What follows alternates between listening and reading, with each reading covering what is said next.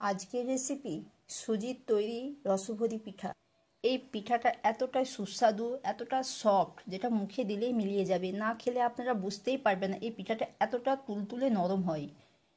এটা সুজি দিয়ে তৈরি বলে এত নরম টেস্টি হয়, খুব ভালো লাগে। আর বাড়িতে থাকা সামান্য উপকরণ দিয়ে আমরা এটা ঝটপট বানিয়ে নিয়েছি।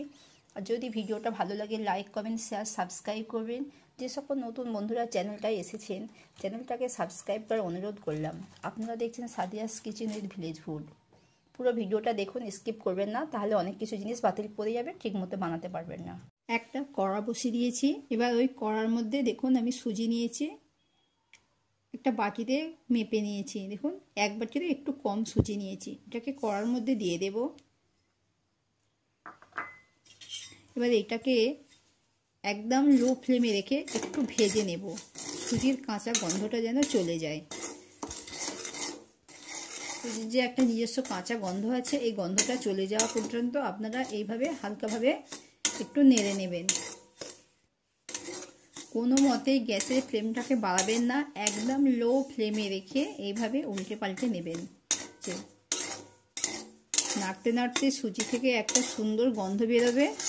এই সময় আমি 2 চামচ ময়দা অ্যাড করব। 2 চামচ ময়দা দিলাম। এটাকে আবারও ভালো করে একটু সুজির সাথে ভেজে নেব। এইভাবে নাড়বেন, দেখবেন ময়দারও গন্ধটা চলে গেছে, একটা সুন্দর গন্ধ বেরোবে। দেখুন আমার ভাজাটা হয়ে গেছে। এবার এর মধ্যে আমি যে বাটি মেপে সুজি নিয়েছিলাম ওই বাটি মেপে জল দেব। 2 বাটি জল দেব।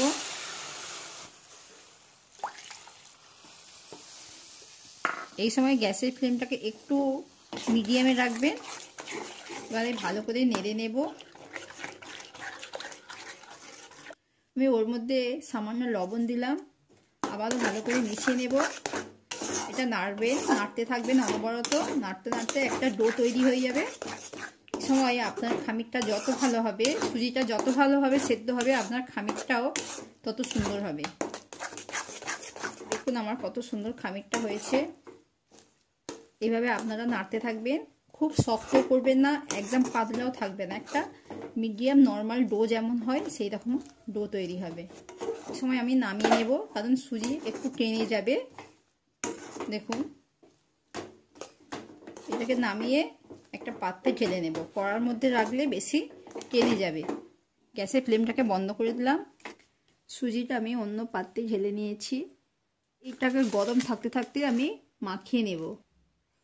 দেখুন আমার সুজিটা এখনো গরম আছে। এই উষ্ণ গরম থাকতে থাকতে আমি 1 চামচ ঘি নিয়েছি, এটাকে দিয়ে ভালো করে আমি মাখিয়ে নেব। এই মাখানোর সময়টা আপনারা একটু ধৈর্য ধরে করবেন। ডোটা যত ভালো মাখা হবে আপনার পিঠেগুলোও তত ভালো হবে। এই গরম থাকতে থাকতে এটা মাখাতে হবে, ঠান্ডা হয়ে গেলে মাখানো ভালো হবে না। দেখুন আমার ডোটা কত সুন্দর স্মুথ মাখা হয়েছে। দেখুন আপনাদের যদি এই সময় হাতে লেগে আসে, হাতের মধ্যে একটু ঘি নিতে পারেন, দিলে খুব শিগগিরই মাখা হয়ে যাবে এবং সুন্দর হবে। আমার ডোটা দেখুন কতটা সফট হয়েছে। দেখুন এভাবে আপনারা মাখিয়ে নেবেন, হাতে একটু ঘি নেবেন, তাহলে আর মাখতে অসুবিধা হবে না। আমি কড়ার মধ্যে 1 বাটি মিডিয়াম সাইজ একটা ছোটো বাটি মেপে 1 বাটি নারকেল কোড়া নিয়েছি, এটা দিয়ে দিলাম। আমি 5 চামচ চিনি নিয়েছি, দিয়ে দেব, কারণ বেশি মিষ্টি দেব না, এগুলো চিনির শিরার মধ্যে ডোবাবো আবার। 1 চিমটে লবণ দিলাম। 2টো এলাচকে নিয়েছি, থেতলে দেব। এলাচটা দিয়ে দিলাম। এবার এটাকে হাত দিয়ে খুব ভালো করে একটু চটকে নেব আগে। এইভাবে মুথে নিলে নারকেলটাও নরম হয়ে যায়, চিনিটাও অনেকটা গলে যায়। এইভাবে আপনারা একটু মুথে নেবেন। আমি হাতটা ধুয়ে একটুখানি জল দেব, শুধু নারকেলটা সেদ্ধর মতো। দেখুন আমি কতটুকু জল দিয়েছি। আমি গ্যাসটাকে জ্বালিয়ে দিয়েছি। এবার একটা পাত্র দিয়ে ঢেকে দেব। আমি চাপাটা একবার খুলে নিলাম, নেড়ে দেব। যতটা আমি জল দিয়েছিলাম জলটা শুকিয়ে গেছে। এবার এটাকে নাড়তে থাকবো। হয়েছে দেখুন, হালকা কিশমিশের বাদামি কালারও হয়েছে। এটাকে একটু শুকনো শুকনোই করতে হবে, কারণ এতে রস রাখা যাবে না।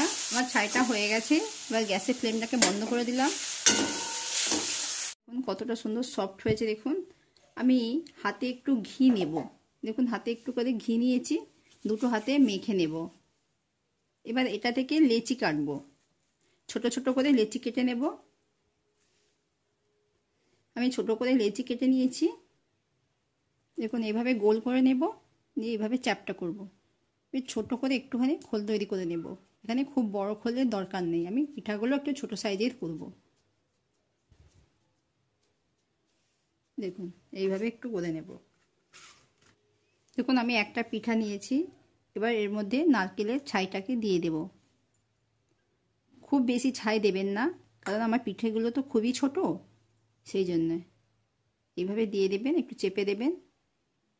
এবার মুখটাকে একটু বন্ধ করে দেব, মানে সিল করে দেব।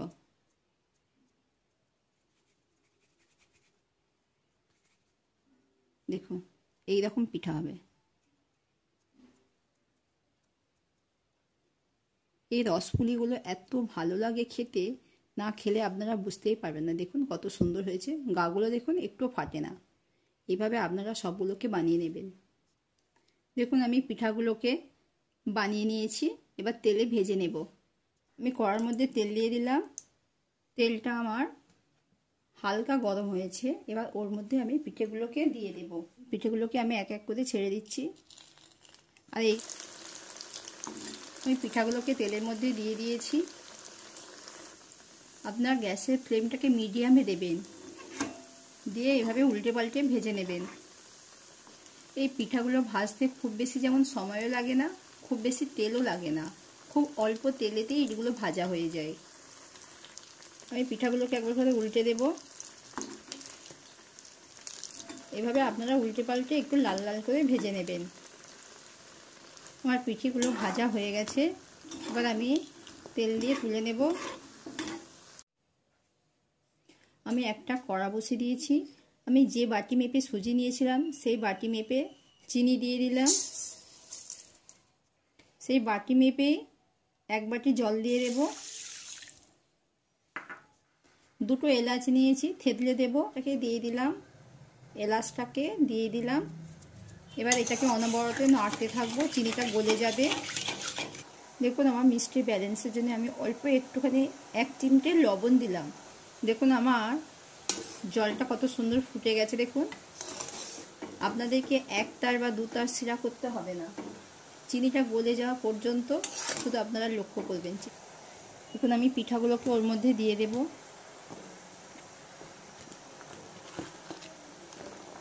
আমি পিঠাগুলোকে দিয়ে দিয়েছি, এবার এটাকে নেড়ে দেব একটু। এভাবে একবার উল্টে পাল্টে দেব। এভাবে আপনারা 5 মিনিট ফুটিয়ে নেবেন।